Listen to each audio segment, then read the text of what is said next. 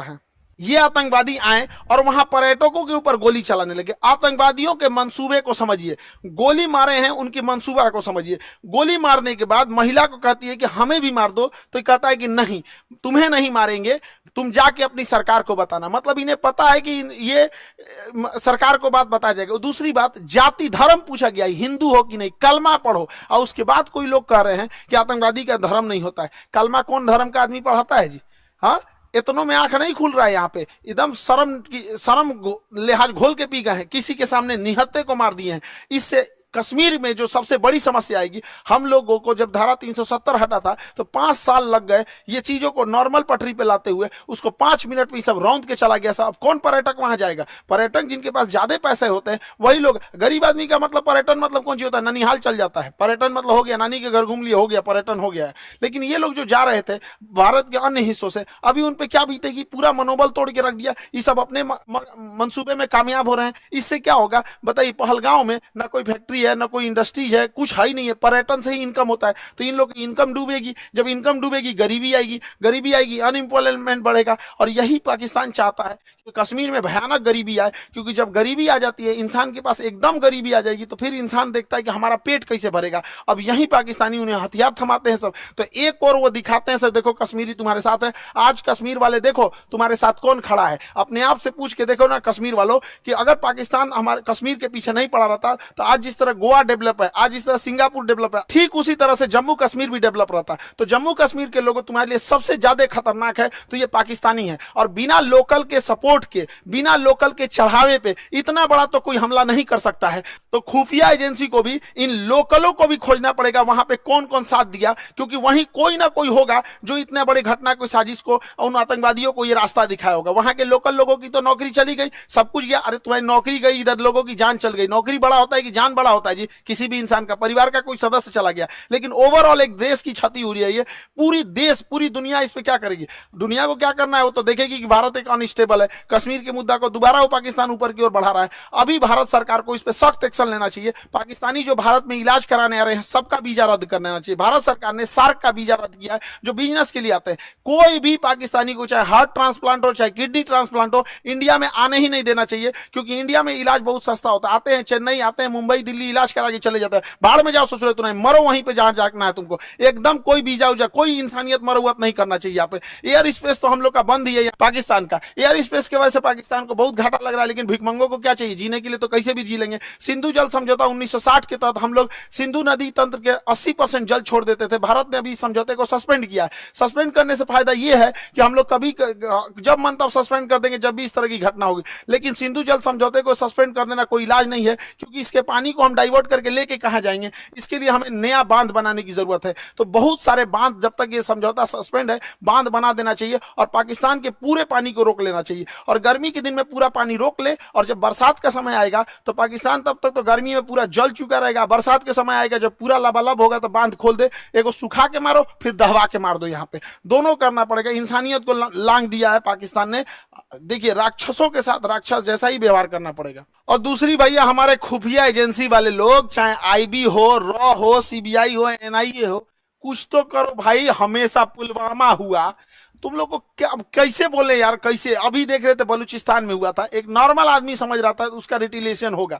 ये क्या इंटेलिजेंस आता है हम लोग का? पुलवामा हो जाता है, संसद पर अटैक हो जाता है, ताज होटल पे हमला हो जाता है, अमृतसर पे हो जाता है, पठानकोट पे हो जाता है, क्या हो रहा है? उरी पे अटैक हो जाता है। अरे कभी तो पहले इंटेलिजेंस लाया जाए। हम मानते हैं कि इंटेलिजेंस बहुत लाते हैं आप लोग, लेकिन थोड़ा और एक्टिव होने की जरूरत है। मोसाद की तरह होना चाहिए, सीआईए की तरह होना चाहिए, चाइना की एजेंसी की तरह होना चाहिए। वहां और जरूरत है इस चीजों को। भारत सरकार को इस पर और संजीदगी से कदम उठाना चाहिए। और इस हमले के बाद केंद्र सरकार एगो सर्जिकल स्ट्राइक करेगी। देखो, सर्जिकल स्ट्राइक जरूरी है, लेकिन सर्जिकल स्ट्राइक कोई इलाज नहीं है। सर्जिकल स्ट्राइक हमेशा सेना करते रहती है। 50 गो आतंकवादी मार देंगे तो क्या वो भरपाई हो जाएगा? हमारे 28 मासूम लोग मारे गए, इसकी भरपाई 50 गो सैनिक। 50 गो मतलब क्या होता है? पाकिस्तानी एगो मिलकर 50 गो जन्म दे देगा। एगो पाकिस्तानी 4 गो बियाह करेगा, 1 2 3 4, 4 गो बियाह करेगा एगो पाकिस्तानी। एगो से 15 गो पैदा करेगा, 15 चौको 60, एगो से मिलकर 60 गो जन्मा देगा। जन्म लेने में क्या जाता है? सुअर भी एक साथ 16 को जन्म दे देता है। इन चोटों को क्या जाता है, आप क्या लगता है सर्जिकल स्ट्राइक से इलाज हो जाएगा? नहीं, सर्जिकल स्ट्राइक इनका इलाज नहीं, इनका ठोस इलाज करना पड़ेगा।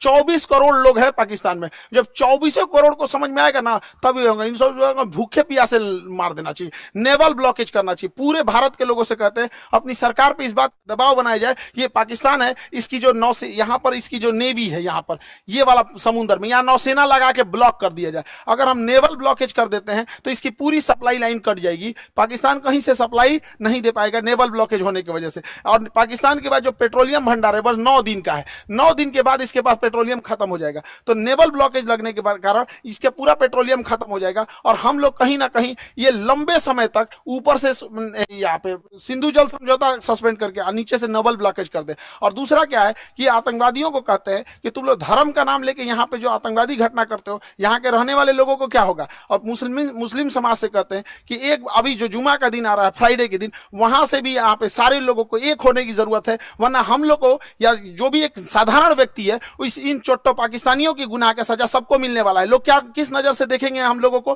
क्या तरीका है यहाँ पर। तो हम लोगों को भी खड़े होने की जरूरत है। जब इजराइल में हुआ था, इजराइल में गाजा में जो हुआ था, छोटे बच्चे को मारा गया था, वो भी गलत था। यहाँ जो हुआ ये भी गलत है। उसके लिए खड़े हुए थे तो इसके लिए भी खड़े होना पड़ेगा यहाँ, तब देश होगा। वरना कितना बुरा कलंक पोत के चला गया है पाकिस्तान के। 2 लौंडे आए सब यहाँ गोली चला के चले गए, बनी बनाई इज्जत मिट्टी में मिल जाती है। एक अब्दुल कलाम होता है, एक वीर अब्दुल हमीद होता है, और यहाँ डेली 2-4 को निकल के इस तरह कश्मीर में घटना करेंगे सब, किस नजर से देखा जाएगा, हम लोग का रेपुटेशन कहाँ जाएगा। इसलिए एक सामूहिक जिम्मेदारी बनती है कि इसे कंडेम किया जाए, इसकी घोर निंदा किया जाए यहाँ चीजों को सामूहिक तौर पर। और पूरे भारत के लोगों से कहते हैं, चाहे हम तो अपने शिक्षा जगत में है तो हम तो अपने शिक्षा जगत से हर एक टीचर से भी उम्मीद करते हैं, उनसे भी आह्वान करते हैं कि अपनी सरकार पर इस बात का दबाव बनाया जाए कि यहां से नेवल ब्लॉकेज होगा यहां से, ताकि यहां से कोई भी पाकिस्तानी शिप अंदर नहीं जा सकता है, ताकि 9 दिन के अंदर इसका पेट्रोलियम खत्म हो जाए। और ऊपर से सिंधु जल समझौता सस्पेंड कर देना चाहिए ताकि कोई पानी ना जा पाए और गेहूं की धान की फसलें ना बोल पाए। और बरसात के समय इसे छोड़ दो, इधर दहवा के मार दो, इधर बंद करके मार दो,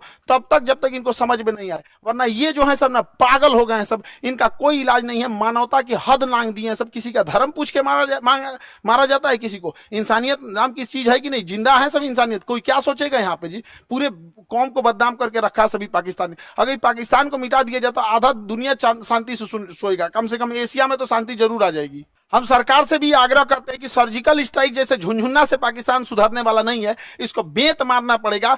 नेवल ब्लॉकेज कीजिए। याद कीजिए 1999 कारगिल के टाइम पे जब नौसेना ने ब्लॉक कर दिया था, तब पाकिस्तान पीछे हटा था, क्योंकि उसकी पूरी राशन सप्लाई और विदेशी व्यापार बंद हो गया था। अर्थव्यवस्था तोड़ना पड़ेगा पूरी तरह से पाकिस्तान का। हम सारे अपने शिक्षक समाज से भी कहते हैं और सारे विद्यार्थियों से भी कहते हैं और देश से भी लोगों से कहते हैं कि इसमें चाहे ट्विटर हो चाहे जैसे भी हो, हैशटैग हम लोग को ले आना पड़ेगा, hashtag naval blockage for Pakistan. ये कुछ ना कुछ करना पड़ेगा ताकि सरकार सर्जिकल स्ट्राइक से नहीं, क्योंकि सर्जिकल स्ट्राइक से सुनने वाला नहीं है। एक बढ़िया से लड़ाई चाहिए होता है, तब उसको अगर वो चाहिए तो उसको दे दिया जाएगा। इसमें हम लोग पीछे नहीं पड़ेंगे। हम तो कहते हैं पहले नेवल ब्लॉकेज करके 1 महीना छोड़ दो, जितना राशन पानी है सब खत्म हो जाए, 1 महीना में फ्यूल वगैरह सब खत्म हो जाए, तब उसके बाद अगला हमला करना चाहिए। इसके जितना बिजली घर है और पुल है रेलवे का तोड़ दो, उसके बाद आधा पंगु हो जाएगा पाकिस्तान यहाँ पे। तो ये छोटे मोटे लड़ाई से नहीं सुलझने वाला है। हम लोग को एक कड़ा एक्शन लेना पड़ेगा, वरना आए दिन इस तरह की घटनाएं होती रहेंगी। कश्मीर को तबाह करके रख दिया। हमारा पूरा एक पर्यटन का व्यापार था। स्विट्जरलैंड कोई क्यों जाता जब कश्मीर इतना बेहतरीन था। कोई कश्मीर के लोग सोच के देखो, तुम्हारा सच्चा दुश्मन कौन है, कश्मीरियों को बदनाम करने वाला कौन है, यही पाकिस्तानी। तुमसे तुम्हारा रोजगार छीनने वाला कौन है, यही पाकिस्तानी। अरे घर बैठे पर्यटक जहां होते हैं वहां पे लोगों की इनकम होती है। गोवा में जाके देखो, वहां के लोगों को घर बैठे इनकम हो जाती है। कोई स्कूटी रेंट पे लगाया, कोई होटल रेंट। ऐसे आतंकवादी घटना होगी तो क्या होगा। कश्मीर के लोगों से भी कहते हैं कि सामूहिक रूप से बाहर निकलिए और ये वहां पे विरोध दिखाइए, ताकि वो विरोध इस्लामाबाद, लाहौर, कराची तक दिखना चाहिए कि कश्मीरी भी इसके विरोध कर रहे हैं। अन्यथा इसका भुक्तभोगी सबसे बड़ा कोई होगा तो आप होंगे लोग यहाँ पर। कोई कौन भुगतेगा, जो लोकल लोग भुगतते हैं वहां पे अगर कोई घटना होती है तो। अब मारने की रही बात, हम लोग तो चुन चुन के मारेंगे लोग, चाहे किसी भी बिल में घुसे रहे लोग। 1971 मत भूलो पाकिस्तान, तुम्हारा एक टुकड़ा करके बांग्लादेश किए थे, अब अगला नंबर बलूचिस्तान का है। और सरकार से भी कहते हैं जिस तरह मुक्ति वाहिनी का खुला समर्थन करके बांग्लादेश बनाया गया था, उसी तरह बलूचिस्तान लिबरेशन आर्मी वाले को, बीएलए वाले भाइयों को, पूरे बलूचिस्तान वाले लोग को कहते हैं पाकिस्तान से अलग हो जाओ, हम तो आपके साथ हैं। जैसे मुक्ति वाहिनी के समय 1971 में साथ दिए थे, उसी तरह एक पाकिस्तान का दोबारा टुकड़ा होगा यहां से और बलूचिस्तान का निर्माण होगा। पाकिस्तान में जैसे इधर का निर्माण हुआ था, वरना अगर हाथ पे हाथ रख के बैठेंगे तो ये इलायचीदाना बराबर बांग्लादेश, जिसको हम लोगों ने जन्म दिलाया था, ये आज हम लोग को आंख दिखा रहा है, ये पाकिस्तान आंख दिखा रहा है। ऐसे हाथ पे हाथ रखने से नहीं होगा, यहाँ पर एक कड़ा एक्शन लेना पड़ेगा। ये आतंकवादी किसी के नहीं हो सकते हैं, इन्हें कोई अगर अपना समझता है तो सबसे बड़ा बेवकूफ है वो है, क्योंकि सांप पालिएगा तो काटेगा ही काटेगा, ऐसा नहीं कि केवल आपके पड़ोसी को काटेगा। जब ये पहलगांव में ये घटना हो रही थी तो उस समय सैयद आबिद नाम का एक घोड़ा चलाने वाला व्यक्ति, कितना ही पैसा कमाता होगा, घोड़ा चलाने, इसकी बहन रोक रही थी कि आप मत जाओ, लेकिन ये बेचारा गया वहां पे। और जब आतंकवादियों ने लोगों पे गोलियां चलाने लगी, इतना बहादुर ये अपना घोड़ा छोड़कर आतंकवादियों से हथियार छीन लिया, कहा कि ये हमारे कश्मीर के मेहमान, इन पे गोली मत चलाओ, हथियार छीन लिया। एक सैनिक ना होने के बावजूद इसको इतना हिम्मत था, छीन लिया, लेकिन दूसरे आतंकवादी ने इसे भी गोली मार दिया। आज बेचारे का पूरा परिवार, इस बूढ़ी माँ, इस बूढ़े पिता से क्या पूछेगा। पिता से जब मीडिया ने पूछा आप क्या कहना चाहेंगे, तो कहते कि बेटा चला गया, क्या कहेंगे, बेगुनाह था, बेगुनाह मारा गया। यहाँ पे सरकार से भी कहते हैं कि जितने लोग की इसमें शहीद हुए हैं उन लोगों को भी आर्थिक मदद और कुछ ना कुछ इनके अस्थायी जीवन के लिए कुछ किया जाए, ताकि उन्हें एक श्रद्धांजलि दी जा सके। यहाँ पर मुसीबत की घड़ी में हम सब देशवासी एक दूसरे के साथ हैं। उम्मीद करते हैं हम सब एक साथ मिलकर